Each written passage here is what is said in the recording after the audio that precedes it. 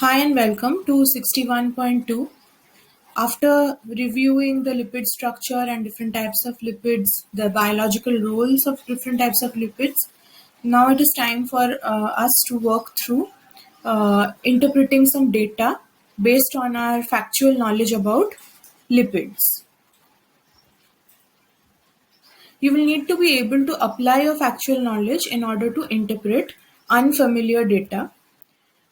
Please don't be put off by the fact that you do not have any idea or you have never seen the information that is in the question below or in the upcoming slide.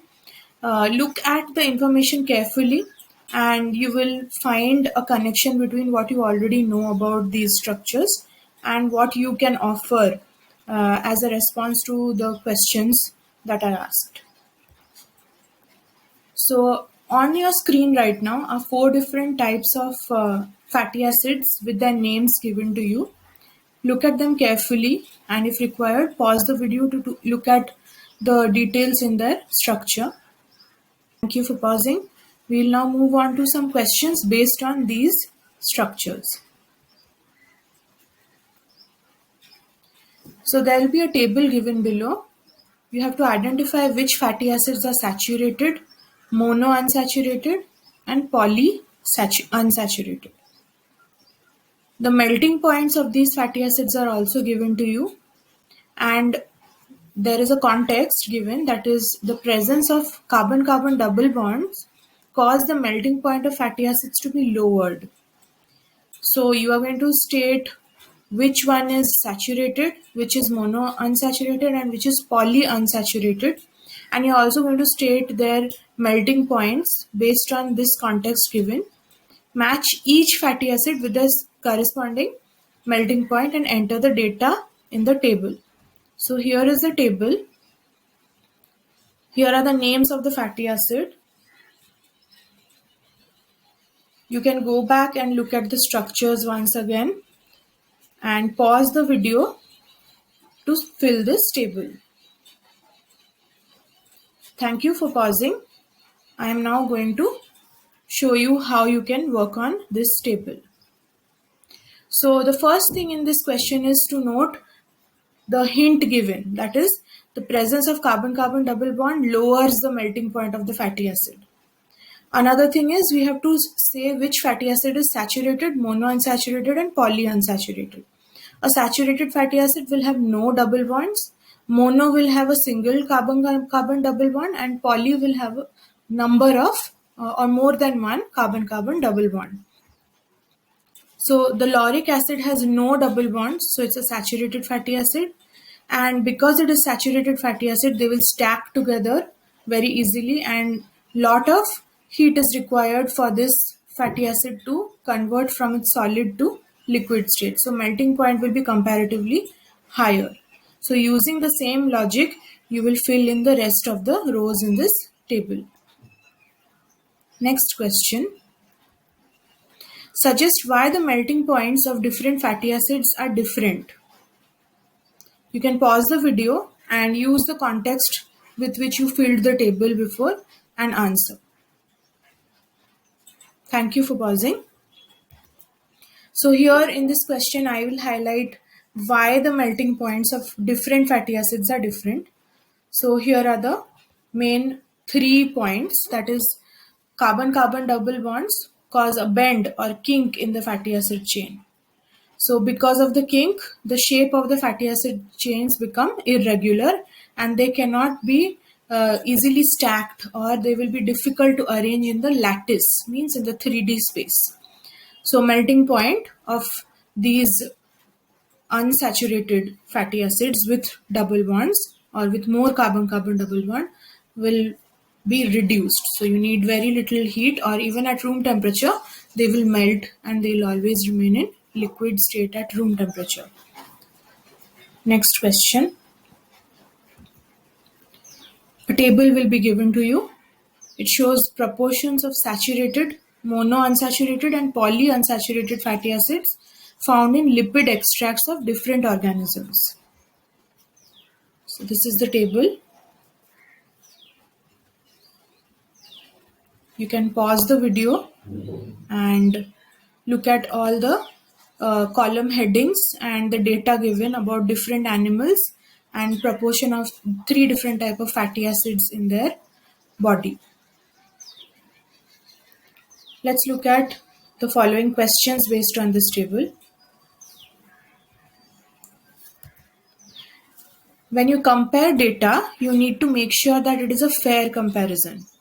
So a table of proportions of different types of fatty acids are given for different organisms.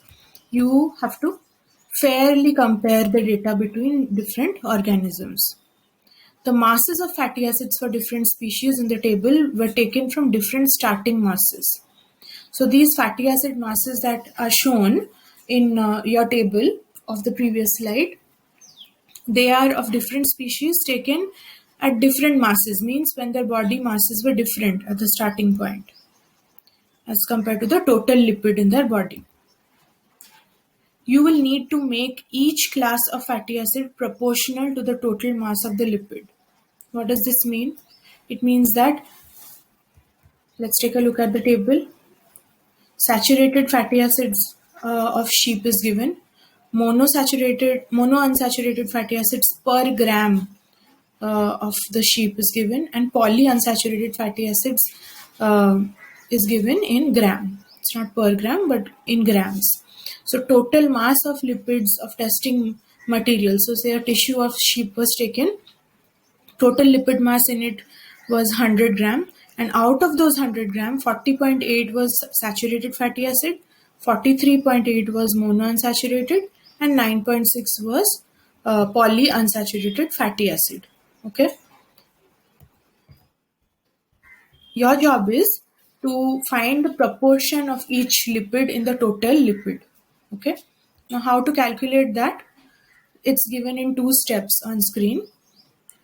First is you calculate the mass per gram of the fat. So if you're calculating saturated fat, you divide saturated fat by the total mass.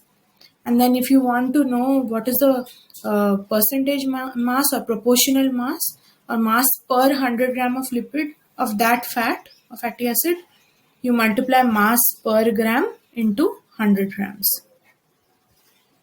Let's take an example for duck. So on the table it shows that duck has 16.7 grams of saturated fat in 50 grams of total lipid. Okay. So 1 gram of total lipid will have 16.7 by 50, that is 0.334 grams of saturated fat per gram.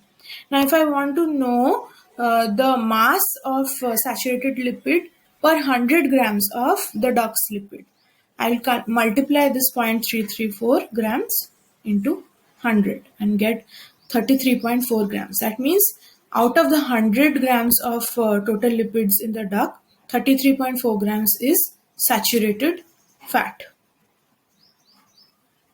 Okay.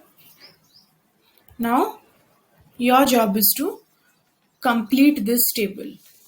Okay. You will use the table previously given and fill this table. Okay. So saturated fatty acids of sheep, cow, corn oil and sunflower oil are given, and their calculated percentages are also given. You have to fill for duck, mackerel, olive oil, hemp oil, coconut oil. Pause the video and go back to the table, use that data and fill this data. Thank you for pausing. So this is the data for duck, mackerel and olive. Check your calculations whether they are matching or not.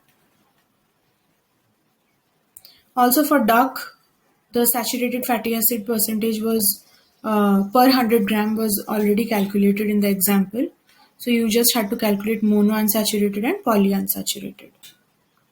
For mackerel and for olive oil is below. Corn oil, sunflower oil was given to you. Please check your answers for hemp and coconut. Next. Now that you have all the masses in the form of grams per 100 gram of total lipid, you can start to evaluate the data. So your data is here. Now you're going to interpret what do you understand from this data. Okay, so I'm seeing that sheep has about 40.8 grams of saturated fats, 43.8 monounsaturated, and 9.6 polyunsaturated in the total 100 grams of lipid. This is for cow. Whereas in case of plants, I see saturated fat is 12.7, monounsaturated is 24.7, whereas poly is 57.8. So I'm seeing a certain pattern between animals and plants. There is I can see a distinct difference in the data and compare it. So let's look at question number B. Identify any patterns that you can see in the data. Question C. Are there any results that do not seem to fit in with the patterns you have identified? Here I will pause the video. You can go back to the table once again and fill your analysis after evaluating the table. Thank you for pausing. Let's look at question number D. It's asking, can you now suggest any explanation for any of these patterns? So you mentioned some pattern in answer B, and you mentioned about some results which do not seem to fit in the patterns of answer B. And in D, you will now suggest why did you notice such patterns, or any other suggestions or explanations for these patterns. Pause the video once again and check your answer after you are finished solving. Thank you for pausing. You will now need to use some of your knowledge about fatty acids in this answer. So let's see. So for patterns, you must have noticed that animals have more saturated and monounsaturated fatty acids. More specifically, when you're talking about animals, you will see fish have more polyunsaturated fatty acids than endothermic animals. Endothermic animals are warm-blooded animals like mammals and birds. Now, if you are talking about pattern, you spoke about animals, you spoke about some variations within the animals also, and now you have to talk about a plant sample, that is olive oil. The data of olive oil stands distinct because it has very high monounsaturated fatty acid content as compared to other plant oils. Number C had asked you if any data is not following this pattern, and that is coconut oil. Being a plant, it's not like other plants. Why? Because it has more saturated fatty acids, whereas other plant oils have more unsaturated fatty acids. About D, what are your explanations to these patterns? So in case of endothermic animals, like I told you, they are warm-blooded, so their body temperature is always higher than the environment. So because of that, the fatty acids stay in the form of liquid. Now saturated fatty acids contain more energy because they have single bonds, and so endothermic animals will store more energy per gram of fatty acid.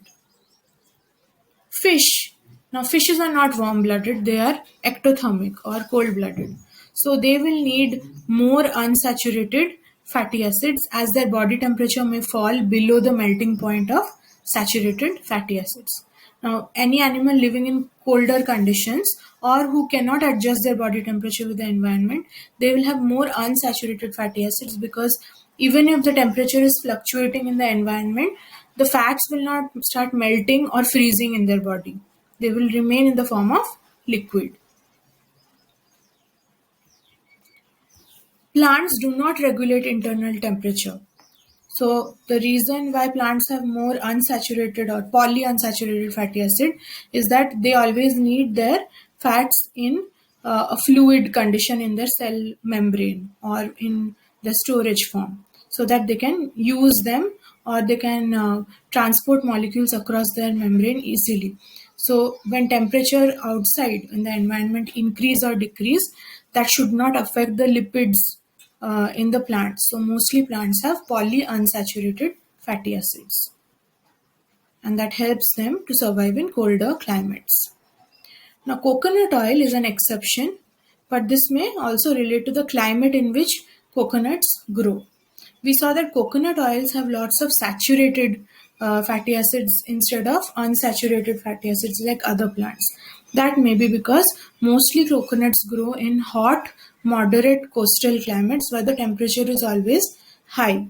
So therefore, they don't have the risk of freezing the lipids within their cells or in the cell membrane.